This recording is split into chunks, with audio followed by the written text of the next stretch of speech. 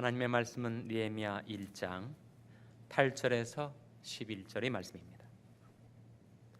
옛적에 주께서 주의 종 모세에게 명하여 가라사대 만일 너희가 범죄하면 내가 너희를 열국 중에 흩을 것이요 만일 내게로 돌아와서 내 계명을 지켜 행하면 너희 쫓긴 자가 하늘 끝에 있을지라도 내가 거기서부터 모아 내 이름을 두려고 택한 곳에 돌아오게 하리라 하신 말씀을 이제 청컨대 기억하옵소서. 이들은 주께서 일찍 큰 권능과 강한 손으로 구속하신 주의 종이요 주의 백성이니이다.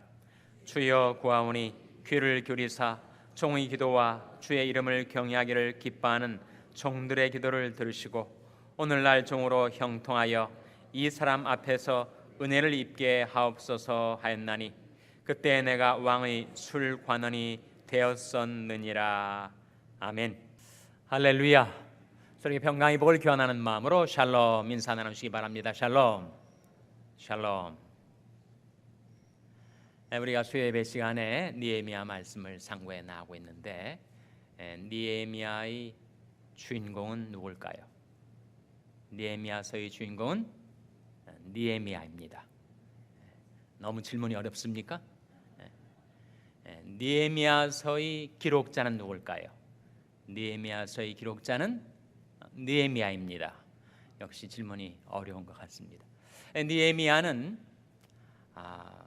포로 귀환 시대, 그러니까 이스라엘 백성이 범죄하여 하나님께 심판을 받고 바벨론 포로로 잡혀갔다가 하나님께서 약속하신 70년이 기한이 찾아 하나님께서 포로들을 고토로 되돌리기 시작하셨습니다.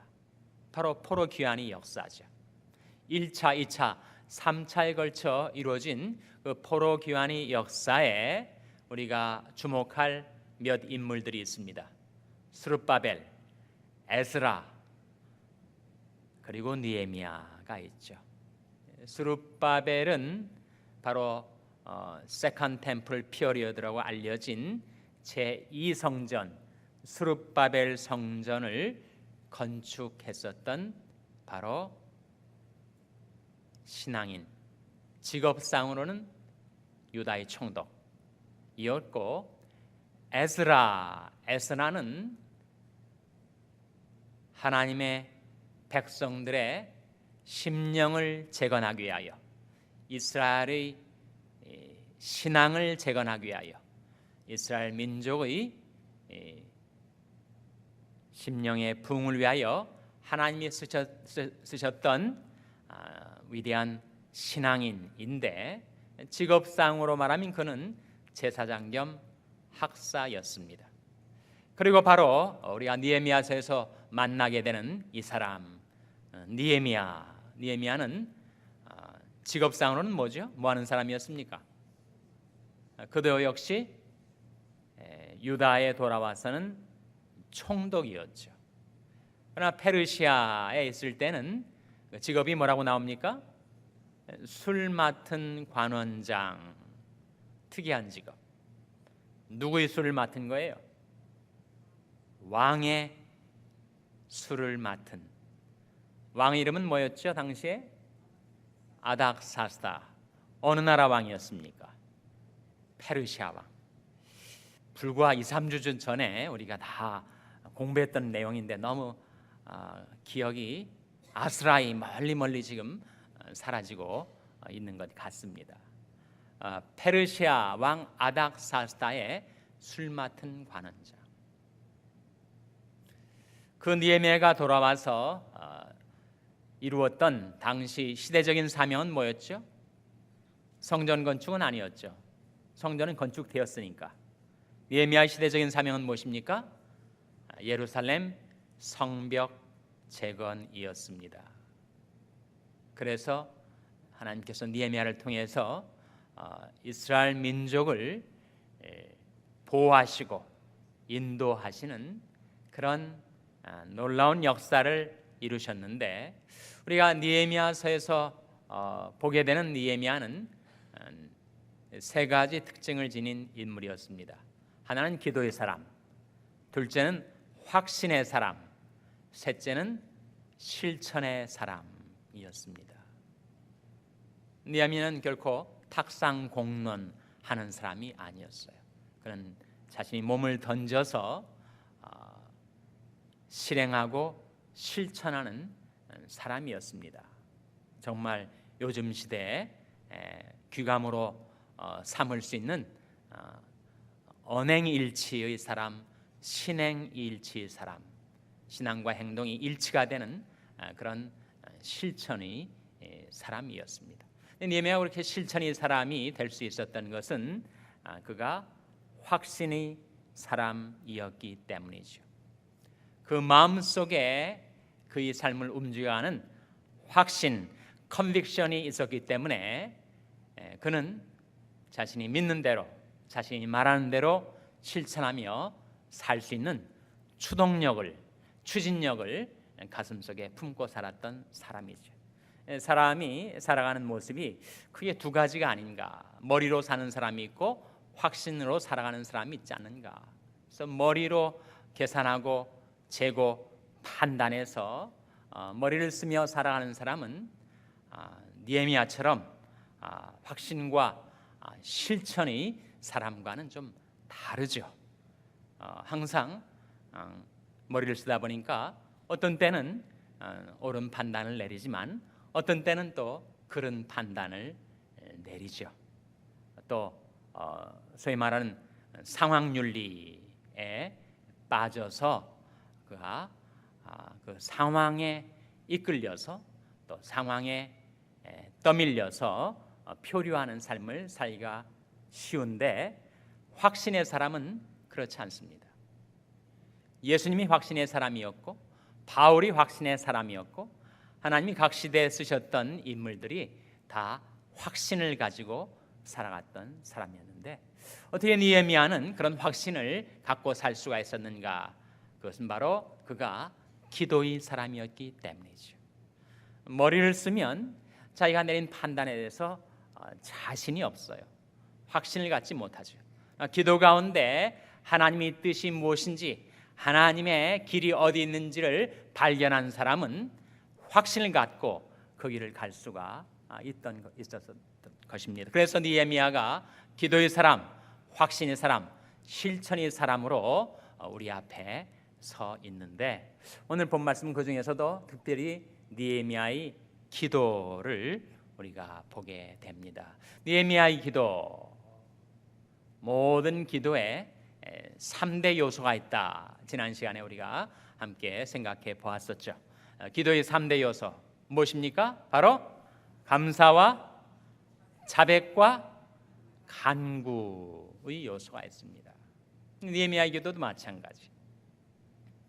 그럼 먼저 하나님께 감사드리는 것으로 그 기도를 시작해서 자기와 자기 아비집 그리고 유다 민족의 범죄를 하나님 앞에 자백을 합니다. 그런 연후에 그는 하나님 앞에 간구의 기도를 드리고 있는데 오늘 본 말씀 바로 9절 말씀 같이 읽겠습니다. 느헤미야 1장 9절 말씀 같이 읽겠습니다. 시작. 만일 내게로 돌아와서 내 계명을 지켜 행하면 너희 쫓긴 자가 하늘 끝에 있을지라도 내가 거기서부터 모아 내 이름을 두려워 택한 곳에 돌아오게 하리라 하신 말씀을 이제 청컨대 기억하옵소서. 느헤미야의 간구가 나오고 있습니다. 느헤미야가 간구를 드리는데 그저 자기 생각만으로 간구하지 않아요. 마음속에 갖고 있는 그의 소원만을 아뢰지 않습니다. 그는 하나님 앞에 기도할 때 하나님이 뭐라고 먼저 말씀하셨던가, 뭐라고 먼저 약속하셨던가를 기억하고 그 약속을 의지해서 하나님 앞에 간구를 드립니다. 바로 약속을 의지한 기도죠. 우리가 배워야 할 기도입니다. 우리는 성경을 통해서 기도를 배웁니다. 우리 기도는 늘 미완성, 늘 부족하고 늘 미숙하기 짝이 없죠. 그런데 성경에 우리 앞서 살아갔던 그런 하나님이 쓰셨던 신앙인들이 어떻게 기도하며 살아갔는가, 그 기도의 자세, 그 기도의 제목, 그 기도의 내용들을 통해서 나도 이렇게 기도해야 하는 것이구나 하는 것을 우리가 늘상 배우며 깨닫고 우리 기도가 변화가 되는 거죠. 10년 전에 드렸던 기도나 오늘 드리는 기도나 아무런 변화가 없는 것이 잘하는 것이 아니라는 거죠. 우리 기도는 늘상 변해야 됩니다. 우리 기도가 불완전하기 때문에, 미숙하기 때문에 우리 기도는 성장해야 되고 우리 기도는 변화되어 가야 하죠. 무엇을 닮아서 변화되어 가야 하는가? 바로 성경에 나타난 하나님의 사람들이 그 어떻게 기도했는가를 우리가 배우고 그 깨달음을 우리 삶 속에 적용하면서 우리 기도는 변화되고 성숙되게 됩니다. 그래서 느헤미야가 기도할 때 하나님이 주셨던 약속을 기억해냈습니다. 하나님이 전에 하신 말씀을 그가 기억해내는 거예요. 전에 하신 말씀이 뭐였습니까? 회개하고 하나님께로 돌아와서 하나님의 말씀을 지켜 살면 너희가 땅 끝에 흩어져 있을지라도 내가 다 회복시켜 주겠다 하신 말씀이죠. 9절에 나오지 않습니까? 8절 9절을 연결해서 보시면 옛적에 주께서 주의 종 모세에게 명하여 가라사대 만일 너희가 범죄하면 내가 너희를 열국 중에 흩을 것이요 만일 내게로 돌아와서 내 계명을 지켜 행하면 너희 쫓긴 자가 하늘 끝에 있을지라도 내가 거기서부터 모아 내 이름을 두려워 택한 곳에 돌아오게 하리라 하신 말씀을 이제 청컨대 기억하옵소서. 자기 기도도 하나님 주신 약속, 하나님 주신 말씀을 따라 기도하는 것이고 그 약속을 클레임하면서 하나님 앞에 간구하는 것이고 또 하나님께는 하나님이 전에 하셨던 말씀을 리마인드 시켜드리는 거죠. 상기시켜드리는 것입니다. 혹자는 말하기를 하나님이 제일 취약한 것이 하나님이 하신 약속을 상기시켜드리면서 하나님께 간구하는 자의 기도를 하나님은 안 들어주시기가 무척 어렵다는 거예요. 하나님의 신실하심이 걸린 문제이기 때문에 하나님의 거룩하심을 두고 맹세하신 그 약속을 의지해서 이루어달라고 간구하는 그 기도에 하나님은 약하실 수밖에 없다는 겁니다. 느헤미야는 하나님이 주신 말씀을 기억하고 그 약속을 붙들고 그 약속을 의지해서 기도하며 하나님이 전에 하셨던 말씀을 하나님 당신 자신에게 지금 상기시켜 드리고 있는 것입니다. 여러분 기도하실 때 그렇게 기도하십니까? 내 생각대로 내 마음의 소원대로 또 내 생활의 어려움 가운데서 너무 절박한 기도의 제목을 하나님께 아뢰지는 않습니까? 그것도 귀중한 기도죠. 그것을 탓하는 것은 아닙니다. 우리가 배워야 될 느헤미야의 기도가 있다면 느헤미야처럼 하나님 주신 말씀을 기억하고 그 약속을 붙들고 하나님 약속하신 대로 이루어 주시옵소서라고 하는 약속을 의지한 간구가 우리에게 필요합니다. 여러분의 형제 자매 혈육 가운데서 아직도 예수를 믿지 않고 죄악에 사로잡혀서 그 죄악의 사슬에 매여서 죄악의 구렁텅이 가운데서 비참하게 자기 인생을 망가뜨리며 살고 있는 사람이 있다면 그 안타까운 마음에 물론 기도할 수가 있죠.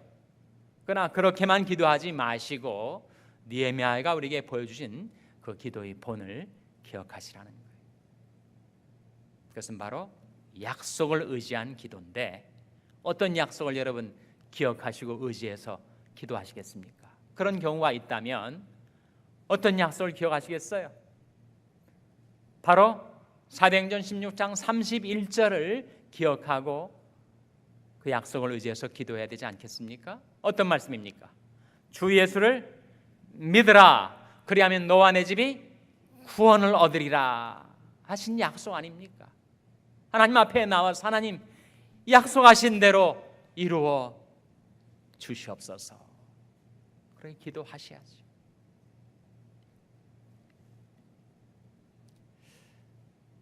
가족들이 구원을 위한 기도는 하나님께서 꼭 들어주십니다. 어떤 경우는 신속히 들어주시고, 어떤 경우는 너무 그 약속의 응답이 지연되는 경우도 있습니다. 일생 동안 기도를 5만 번 응답을 받았다고 하는 조지 뮬러는 자기 친구 아들이 구원을 위해서 기도를 했는데 몇십 년 기도를 해도 응답이 오질 않고 결국 뮬러가 죽었다는 거예요. 죽은 다음에 그 친구의 아들이 회개하고 돌아왔다 하는 일화가 있습니다.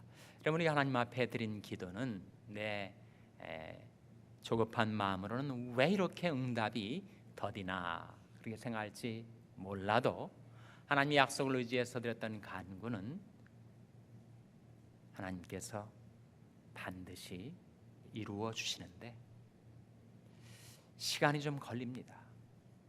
그래서 우리는 더 안타깝고 또 힘이 들죠. 그럼 좀 속 시원하게 신속히 기도해 응답해달라는 그 기도는 합당치 않은 기도인가? 제가 한번 그렇게 생각한 적이 있어요. 하나님이 정해놓으신 때 다 이루어 주실 텐데 내가 속히 이루어달라고 기도하는 것이 가당치 않은 것이 아닌가. 근데 시편에 나온 기도들을 보니까 그 응답을 간구할 때 속히 이루어 주옵소서 그런 기도들을 하더라고요. 그래서 제가 마음을 고쳐먹지 않았겠습니다. 이렇게 기도해도 되는 거구나. 여러분, 하나님 앞에 나와서 하나님의 약속을 의지해서 때와 기한은 나는 모릅니다. 때와 기한은 하나님께 속한 것이에요. 그러나 우리는 하나님 앞에 약속을 의지해서 간절히 기도하면서 속히 그것을 이루어 달라고 기도할 수 있습니다.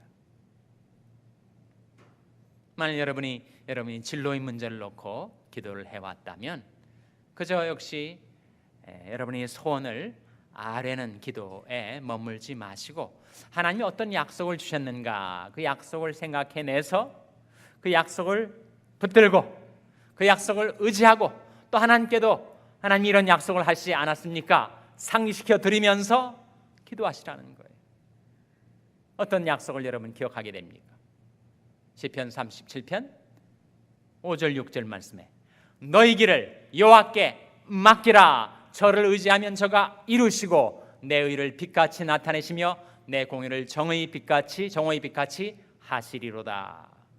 그 말씀 가운데 보면 너희 길을 여호와께 맡기라. 저를 의지하면 저가 이루시고 라는 약속이 나오죠.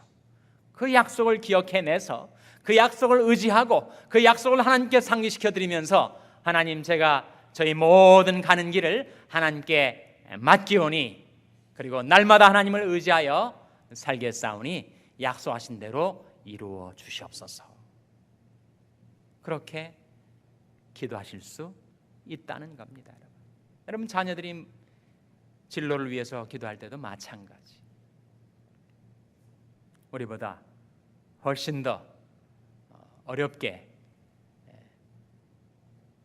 이민자의 자녀로서 살아가고 있는 우리 자녀들을 위해서 기도할 때도 하나님 저희 자녀들이 진로를 하나님께서 인도해 주시고 이루어 주시옵소서. 기도하실 때 그 동일한 약속 너희 길을 여호와께 맡기라. 저를 의지하면 저가 이루시고 하신 그 하나님의 약속을 의지해서 하나님 앞에 자녀들을 위하여 기도하실 수 있다는 것입니다. 느헤미야가 기도의 사람이었고 그렇게 약속을 의지해서 간구한 그 기도가 어떻게 1장 이후로 이루어지는지를 우리가 앞으로 보게 될 것입니다. 이제 11절 말씀 같이 읽겠습니다. 11절 말씀 같이 읽겠습니다. 시작. 주여 구하오니 귀를 기울이사 종의 기도와 주의 이름을 경외하기를 기뻐하는 종들의 기도를 들으시고 오늘날 종으로 형통하여 이 사람 앞에서 은혜를 입게 하옵소서 하였나니 그때 내가 왕의 술관원이 되었었느니라. 여기에 느헤미야의 간구가 또 하나 나오는데 간구의 초점이 뭡니까? 간구의 핵심이 뭐예요? 이 사람 앞에서 무엇을 입게 해달라 기도하고 있는 겁니까? 바로 은혜를 입게 해달라. 이 사람 앞에서, 이 사람 누굽니까? 이 사람 누구예요? 자기 보스죠. 자기 보스. 느헤미야의 보스가 누굽니까? 왕 아니었습니까? 아닥사스다 왕 앞에서 제가 은혜를 입게 해달라고 느헤미야가 하나님께 간구하고 있는 거예요. 술 맡은 관원장, 버틀러라고 하는 이 직업이 얼마나 높은 지위에 있는 것인지 우리는 잘 실감이 안 나죠. 고대 절대 왕정 사회에서 왕이 제일 무서워하는 것은 독살이라는 거예요. 왕이 마시는 포도주에다가 독을 타서 왕을 죽이고 왕위를 찬탈하려는 모반의 위험이 항상 도사리고 있기 때문에 술 맡은 관원장, 이 포도주 맛을 맛보고 이것이 정말 독이 타 있는 것인지 아니면 괜찮은 것인지를 먼저 자기가 시음을 하고 왕에게 포도주를 진상하는 이 술 맡은 관원장은 왕의 가장 큰 신임과 총애를 받는 사람이 아니면 그 주위에 오를 수가 없어요. 요즘으로 말하면 대통령 경호실장에 버금가는 그런 높은 지위에 있는 거죠. 근데 느헤미야가 하나님 앞에 기도하기를 이제 내가 이 페르시아 세계의 제국의 궁궐에서 편안하게 왕시중 들면서 온갖 영화를 누리며 편안하게 살 것인가, 아니면 하나님이 주시는 이 사명, 이제 유다로 돌아가서 황폐된 예루살렘 성벽을 재건하는 시대적인 사명을 감당할 것인가. 그때 느헤미야의 한 큰 장애물이 있었는데 그것은 그 왕에게 받았던 신임과 총애였습니다. 왕이 그 느헤미야를 떠나보내려 하지 않을 것이란 말이죠. 왕이 못 가게 하면 못 가는 겁니다. 그래서 느헤미야가 하나님 앞에 하늘이 하나님께 간구하기를, 여러분 아닥사스다 왕이 제국의 왕이었지만 제왕이었지만 하나님은 만왕의 왕, 하늘의 임금이시니까 더 높은 권세를 지니신 하나님께 호소하기를, 하나님 이 사람 앞에서 제가 은혜를 입게 해주셔서 내가 유다로 돌아가게 청탁을 할 때 그것이 받아들여지게 하옵소서라고 기도하고 있는 것입니다. 여러분, 우리도 세상에 살면서 우리 보스들이 있습니다. 여러분이 직장 생활에 여러분이 상관이 있단 말이죠. 여러분이 사업을 한다 하셔서 여러분이 오너라 할지라도 또 파트너가 있을 것이고 또 매우 귀중한 클라이언트가 거래상에 있을 수가 있단 말이에요. 그 사람들 앞에서 은혜를 입어서 형통한 삶을 사는 사람도 있고, 그 사람이 나를 잘못 보고 미워해서 사사건건 방해하고 내 앞길을 가로막을 수도 있고, 그래서 우리에게도 느헤미야의 이 기도가 필요합니다. 내가 이 사람 앞에서 은혜를 입게 해 주셔서 하나님 주신 사명을 내가 감당하며 살려 할 때 나로 하여금 형통케 하옵소서. 느헤미야의 기도였습니다. 여러분이 살아가시면서 맺게 되는 인간관계 속에서 때때로 우리가 사람들을 두려워할 수가 있습니다. 성경은 너무나도 명확하게 결단코 사람을 두려워하지 말라. 사람을 두려워하면 어떻게 된다고요? 사람을 두려워하면 올무에 걸리게 되거니와 여호와를 의지하는 자는 안전하니라.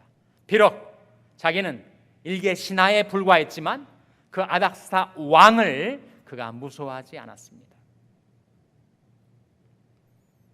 그리고 인간적인 환심을 사려고 하지도 않았어요.